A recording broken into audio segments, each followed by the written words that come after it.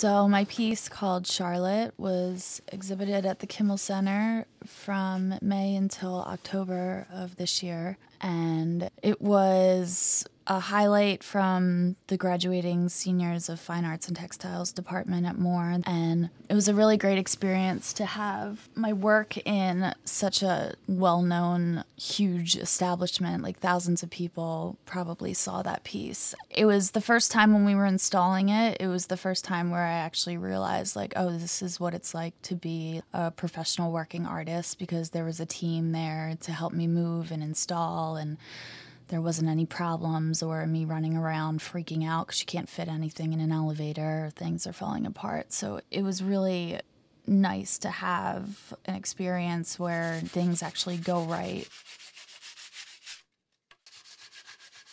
When I was a little kid, my mom used to look outside of the windows when she would put trash out, like say if our washing machine broke, and she would put it out on the sidewalk for the trash men. And people would come by and pick the trash because that's what you do if you're a trash picker, because there's treasures in the trash. And I remember one day she was screaming out the front window, yelling trash pickers, and she comes back in the house and she's like, fucking trash pickers, goddamn fucking trash pickers. So it's really funny that the majority of my work uses found objects that I've picked out of the trash, and she loves it. I used to weld a lot. A lot of my stuff consisted of a lot of steel, so I've done a lot of welding and metalworking. But now, I would say in the past year or so, I started turning to a lot of different materials. Like each piece has its own skin kind of thing.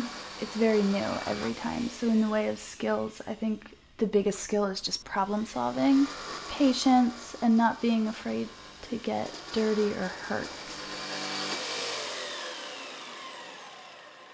So now I have 2 shows coming up. They're not solo, I'm just putting something into 2 separate group shows. And it's going to be the first time that I'm going to be exhibiting work that was not made for school. So it's a really strange feeling, but it's also very exciting. It's also really scary, too, because you don't have that buffer of saying, oh, well, I'm only a student if something sucks. So it's about it. It's what I'm working on right now.